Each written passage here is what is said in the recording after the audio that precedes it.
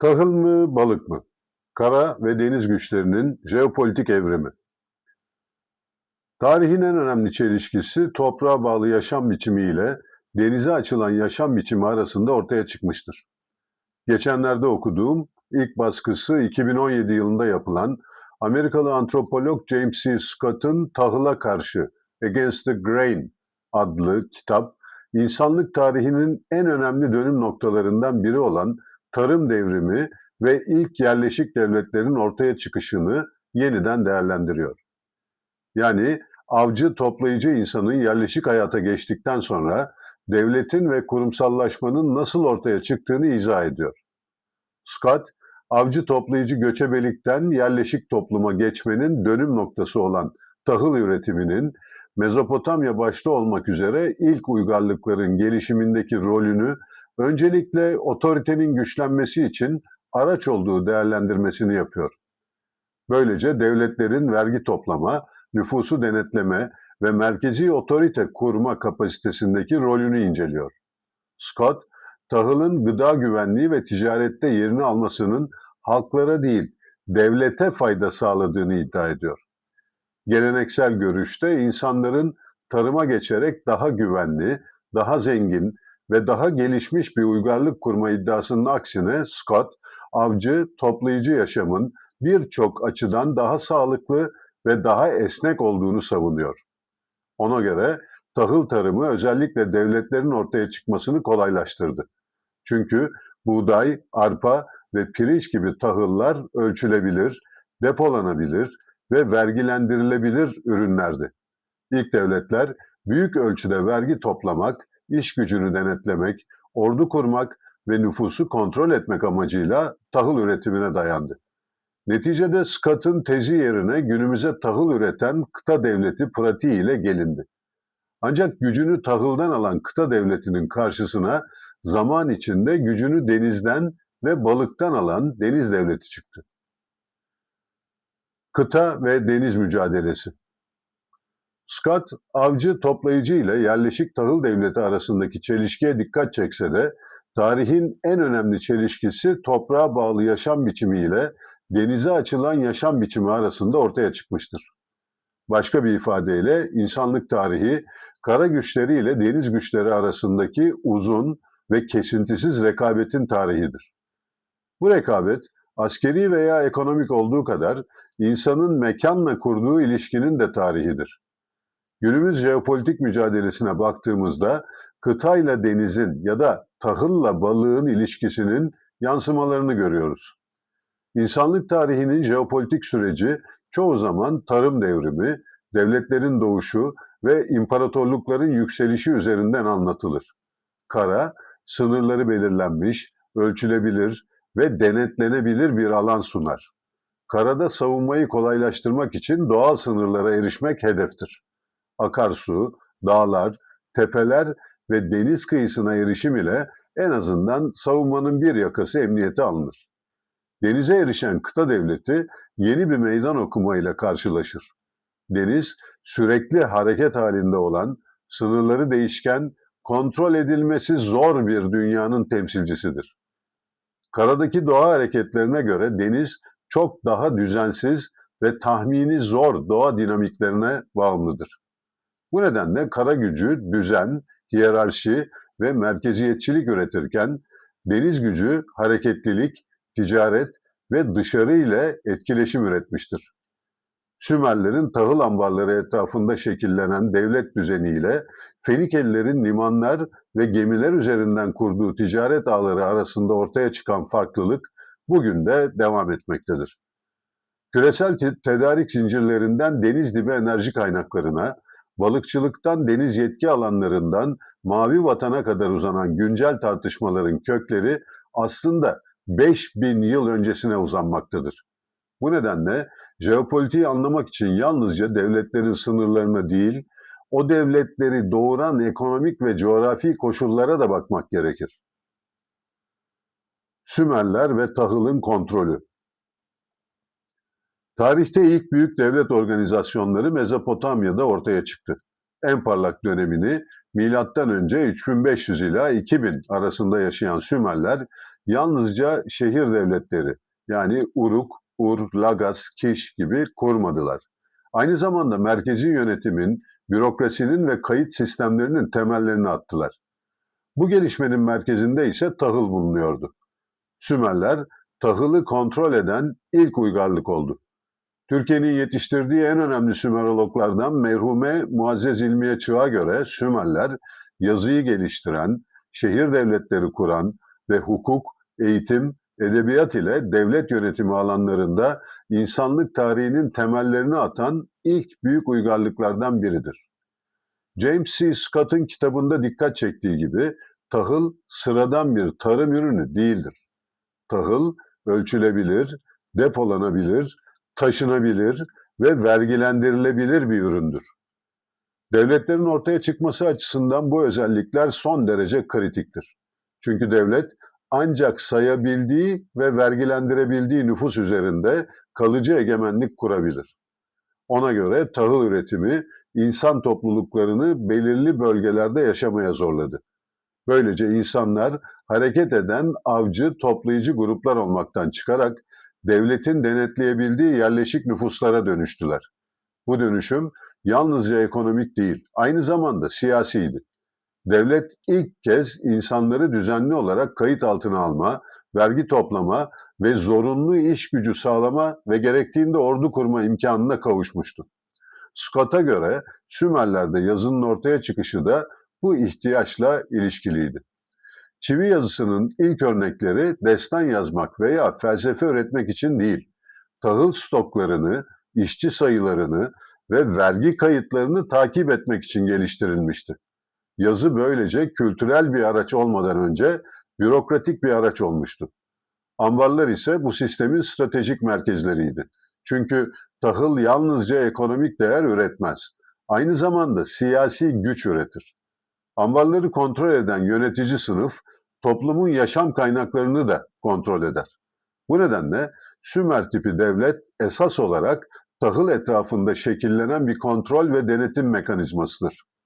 Kısacası güç, toprağa ve toprağın ürettiği kaynağa dayanır. Nüfus sabittir, kayıt altındadır ve merkezi otoritenin gözetimi altındadır. Denizin hareketliliği ve Fenikeliler. Sümerlerin temsil ettiği kara düzeninin karşısında Fenikeliler Doğu Akdeniz'de Levant kıyılarında farklı bir uygarlık modeli geliştirdi. Denizcilik, gemi inşa ve ticarette öne çıkan ve en parlak dönemlerini M.Ö. 1200 ila 800 arasında yaşayan Fenikeliler Sur, Sayda ve Biblos'ta liman şehirleri kurdular. Grek ve Latin alfabelerinin başlangıcını gerçekleştirdiler. Onların gücü toprağın statiği ve büyüklüğünden değil, denizin sunduğu hareketlilikten kaynaklanıyordu. Fenikeliler geniş tarım havzalarına sahip değildi. Gıda güvenliği deniz kaynaklarına bağımlıydı. Buna karşılık Akdeniz boyunca limanlar, ticaret merkezleri ve koloniler kurarak tarihin ilk büyük deniz ticaret ağlarından birini oluşturdular. Kartaca'dan İspanya kıyılarına, Sicilya'dan Doğu Akdeniz'e kadar uzanan bu ağ, kara merkezli devletlerden farklı bir güç modeli yarattı. Antik çağın tarihçisi Bodrumlu Halikarnassus, Herodot, Pers donanmasındaki en iyi gemilerin Fenikeliler tarafından sağlandığını yazarak onların denizcilikteki üstünlüğünü vurgulamıştı. Yine Amasya'da yaşayan Roma döneminin ünlü tarihçisi İonyalı Strabon, Fenikelilerin Akdeniz'i aşan kolonileri sayesinde denizlerin hakimi haline geldiğini belirtir. Fenikeliler yalnızca tüccar değil, denizi stratejik güç unsuruna dönüştüren ilk büyük denizci uygarlıklardan biriydi. Denizcilik dünyasında güç, bağlantıların yoğunluğuyla ölçülür. Bu kapsamda Fenikeliler için önemli olan bir bölgeyi işgal etmek değildi. O bölgenin ticaretini yönlendirmek esastı. Diğer yandan denizin en büyük avantajı hareketlilik olmakla beraber bu özellik devletin dinamik kontrolünü zorlaştırır. Kıta devleti insanları sayabilir, vergilendirebilir ve kayıt altına alabilir. Ancak denizde sürekli dolaşan tüccarları, gemicileri ve ticari bağlantıları aynı ölçüde kontrol etmek mümkün değildir. Zira Kontrol için kayıt gerekir. Sümerlerin tahılı ve vergiyi kontrol için M.Ö. 3000 civarında buldukları Sümer çivi yazısı, muhasebe ve kayıt için karmaşık bir sistemken, 2000 yıl sonra ortaya çıkan Fenike alfabesi, ticaret için hızlı iletişimi kolaylaştıran bir alfabeydi. Bu açıdan bakıldığında Fenike modeli için tarihin ilk küreselleşme deneyimlerinden birisidir denebilir. İmparatorlukların kıta ve deniz dengesi. Tarih boyunca kalıcı güç olmayı başaran imparatorluklar yalnızca kara veya yalnızca deniz gücüne dayanmadılar. Başarılarının sırrı bu iki gücü bir araya getirebilmeleriydi. Roma bunun en başarılı örneklerinden biridir. Roma İmparatorluğu başlangıçta denizden uzaktı. Geniş tarım havzalarını kontrol ederek güçlü bir kıta, kara devleti oluşturmuş. Roma M.Ö. 264'te Batı Akdeniz'in denetimi için komşusu Fenikelilerin torunları denizci Kartaca ile muazzam bir mücadeleye girişti. Kartacalılar başlangıçta fırtınanın içine çektikleri Roma'nın ilk donanmasını 100.000 denizcisiyle birlikte denizin dibine gönderdiler. Roma buna daha büyük bir donanma inşa ederek karşılık verdi. Bu da 2 yıl sonra başka bir fırtınada denizin dibini boyladı. Bunun üzerine Roma 3. armadasını gönderdi ama onun da yazgısı değişmedi. Nihayet 4. donanma M.Ö. 241'de savaşı kazandı. Çünkü Kartaca uğradığı büyük kayıpların yerini dolduramamıştı. Roma daha sonra Akdeniz'i Mare Nostrum yani bizim deniz haline getirerek deniz ticaretini de kendi sistemine bağladı. Dolayısıyla Roma'nın gücü ne yalnızca lejyonlardan ne de yalnızca donanmasından gelmiştir. Gücü tahıl ambarları ile limanları aynı stratejik sistem içinde birleştirmesinden kaynaklanmıştır. Benzer durum 15 ve 16. yüzyıllarda Osmanlı İmparatorluğu için de geçerliydi. Anadolu, Balkanlar ve Mezopotamya'nın verimli tarım alanları Osmanlı'nın kara gücünü beslerken İstanbul Boğazı, Çanakkale, Ege ve Doğu Akdeniz üzerindeki hakimiyet imparatorluğa deniz gücü kazandırmıştı. Osmanlı'nın yükseliş döneminde gerek İstanbul gerekse Garp Ocakları donanması ile oluşturulan deniz gücü muazzam kara gücünü dengelemiş ve onu 3 kıtaya yayılan bir güç haline getirmişti. 1571'de yaşanan İnebahtı yenilgisinden sonra deniz gücü hızla küçüldü ve imparatorluğun önce duraklama ve sonradan çöküş dönemini tetikledi. İngiliz İmparatorluğu ise bu sentezin başka bir biçimini temsil eder. İngiltere bir ada devleti olarak sınırlı kara kaynaklarına rağmen deniz yollarını kontrol ederek küresel bir sistem kurmuştur. Ancak bu sistemde sonuçta kara üzerindeki üretim merkezleriyle bağlantılı olduğu ölçüde sürdürülebilmiştir. Birinci Dünya Savaşı tahminlerden 2 yıl daha fazla uzayınca küçük ada devletinin tüm ticaret ağları ve akışı bozuldu. Bu durum finansal dengeleri alt üst etti ve borçlanma hızlandı. Sonunda savaş jeopolitik olarak kazanıldı ancak ekonomik çöküntü Pax Britannica'nın sonunu getirdi. Fransa tarihi boyunca hem kıta hem deniz gücü olmaya gayret etti. Amerika Birleşik Devletleri günümüzde kıta gücünden öte deniz gücü olarak süper güç varlığını korumuş olsa da Soğuk Savaş sonrası hızla donanmasını küçültmüş olmanın zorluklarını yaşıyor. Çin ise tam aksine uzun yıllar kıta gücüyken bugün gerçek anlamda süper bir deniz gücü kurabilmiştir. Kısacası tarih bize tek yönlü güç modellerinin uzun ömürlü olmadığını göstermektedir. Kalıcı güç, kara ve denizin birlikte yönetilebilmesinden doğmaktadır. Küresel dolaşım stratejileri. Bugünün dünyasında egemenlik yalnızca kara sınırlarını korumaktan ibaret değildir. Deniz ulaştırma hatlarının güvenliği, enerji koridorlarının kontrolü, deniz yetki alanlarının korunması ve küresel ticaret ağlarına erişim de egemenliğin ayrılmaz parçaları haline gelmiştir. Günümüzde dünya ekonomisinin yaklaşık %90'ı deniz ticareti üzerinden taşınmaktadır. Ham petrol ve LNG ile başta tahıl olmak üzere her türlü dökme yük, konteyner taşımacılığı ve kritik deniz boğazları küresel sistemin omurgasını oluşturmaktadır. Bu nedenle modern çağın jeopolitiği büyük ölçüde denizlerin ve lojistik koridorların kontrolü etrafında şekillenmektedir. Çin'in kuşak ve yol girişimi, Amerika Birleşik Devletleri'nin küresel deniz hakimiyeti, Rusya'nın sıcak denizlere erişim arayışı ve Hint-Pasifik stratejileri aslında aynı tarihsel mücadelenin güncel versiyonlarıdır. Bugün denizler aynı zamanda veri dolaşımının da ana arterleri haline gelmiştir. Küresel internet trafiğinin büyük bölümü denizaltı fiber optik kablolar üzerinden taşınmaktadır. Bu nedenle deniz tabanı artık bilgi egemenliğinin de sahasıdır. Modern deniz gücü, savaş gemileri, ticaret filosu ve limanların yanında bu kritik altyapıları koruyabilme kapasitesiyle de ölçülecektir. Geleceğin büyük güçleri yalnızca deniz yüzeyine değil, deniz tabanına da hakim olabilen devletler olacaktır. Küresel gıda güvenliği dengesi. Bugün deniz gücünün önemi yalnızca enerji nakil hatlarının veya ticaret yollarının güvenliğinden ibaret değildir. Aynı zamanda gıda güvenliğinin ve özellikle protein güvenliğinin temel belirleyicisidir.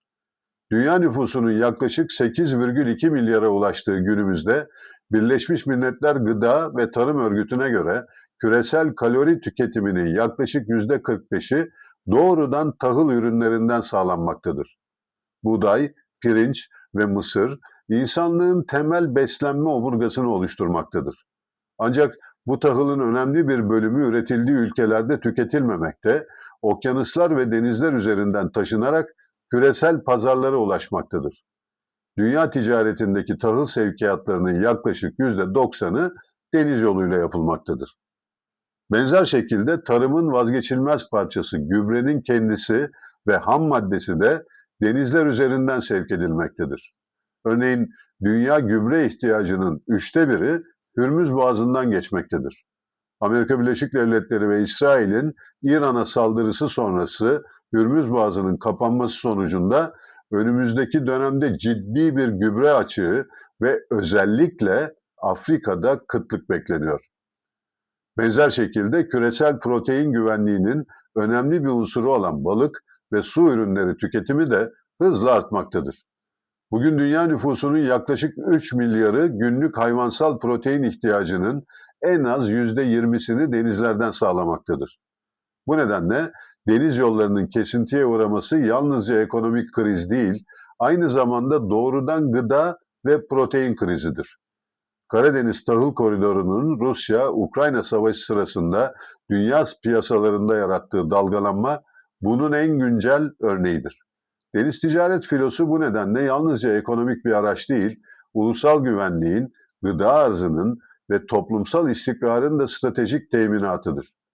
Geçmişte tahıl ambarlarını koruyan devletler nasıl ayakta kaldılarsa, bugün de denizlerdeki ticaret filolarını, limanlarını ve ulaştırma hatlarını koruyabilen devletler, gıda güvenliklerini ve ekonomik bağımsızlıklarını sürdürebileceklerdir. Başka bir ifadeyle 21. yüzyılda tahıl ambarlarının güvenliği artık kara surlarından çok deniz ulaştırma hatlarının emniyetine bağlıdır. Geleceğin jeopolitiğinde kıta ve deniz dengesi. Dünya tarihinde kıta güçleri, örneğin Almanya, Rusya, devleti genişletirken denizci güçler, Hollanda, İngiltere gibi dünyayı birbirine bağlamıştır. Roma ve Osmanlı gibi devletler ise bu iki mirası aynı potada eriterek tarih sahnesinde uzun süre kalabilmiştir. Bugün de durum farklı değildir. Sadece kara gücüne dayanan devletler küresel dolaşımın dışında kalma riskiyle karşı karşıyadır. Sadece Yunanistan gibi deniz ticaretine dayanan yapılar ise güçlü bir siyasi ve ekonomik dayanak olmadan kırılgan hale gelirler. Bu nedenle geleceğin jeopolitiği tahıl ambarları ile gemi ambarlarını aynı stratejik akılda buluşturabilen devletler tarafından şekillendirilecektir. 5000 yıl önce Mezopotamya, Sümer ile Doğu Akdeniz, Fenike arasında başlayan mücadele, bugün enerji hatlarında, deniz yetki alanlarında, küresel tedarik zincirlerinde ve Mavi Vatan gibi doktrinlerde yaşamaya devam etmektedir. Geleceğin egemenleri yalnızca toprağı yönetenler ya da yalnızca denizleri kontrol edenler olmayacaktır. asıl belirleyici olan kara gücünün düzeniyle deniz gücünün hareketliliğini aynı jeopolitik vizyon içinde buluşturabilen devletler olacaktır. Bu sentez geçmişte olduğu gibi gelecekte de büyük güç olmanın temel şartı olmaya devam edecektir. Sonuç: Türkiye, üç tarafı denizlerle çevrili olmasına rağmen uzun yıllar jeopolitik düşüncesini büyük ölçüde kara merkezli geliştirmiştir. Oysa Türkiye'nin dış ticaretinin büyük bölümü deniz yoluyla yapılmakta, enerji güvenliği deniz ulaştırma hatlarına bağlı bulunmakta ve ekonomik refahı denizlerdeki faaliyetlerden doğrudan etkilenmektedir. Bu nedenle 21. yüzyılda Türkiye açısından vizyon yalnızca deniz yetki alanlarını korumak değildir. Güçlü bir ticaret filosu, gelişmiş liman altyapısı, deniz dibi madenciliği, deniz teknolojileri, deniz bilimleri, balıkçılık kapasitesi, canlı kaynakların kullanımı ve deniz güvenliği alanlarında bütüncül bir strateji geliştirmek zorunludur. Mavi Vatan bu nedenle yalnızca bir deniz yetki alanı veya güvenlik doktrini değil, aynı zamanda Türkiye'nin ekonomik bağımsızlığını, gıda güvenliğini ve stratejik egemenliğini destekleyen bir kalkınma ve gelecek vizyonudur. Mavi Vatan yaklaşımı bu bağlamda değerlendirildiğinde yalnızca bir deniz yetki alanı politikası değildir. Aynı zamanda Türkiye'nin tarihsel olarak kara merkezli devlet reflekslerini deniz merkezli bir stratejik vizyonla tamamlamaya yönelik girişimidir. Mavi Vatan yaklaşımı Sümer tipi kıta temelli güç ile Fenike tipi dolaşım mantığını birleştirme çabası olarak da okunabilir. Devletin üretici, düzenleyici ve koruyucu kapasitesiyle denizin sunduğu hareketlilik aynı stratejik çerçevede oluşturulmaktadır. Cem Gürdeniz. Rehberimiz ufuklara koşuyoruz. Yüreğimiz bayrak açtı. Yarınlar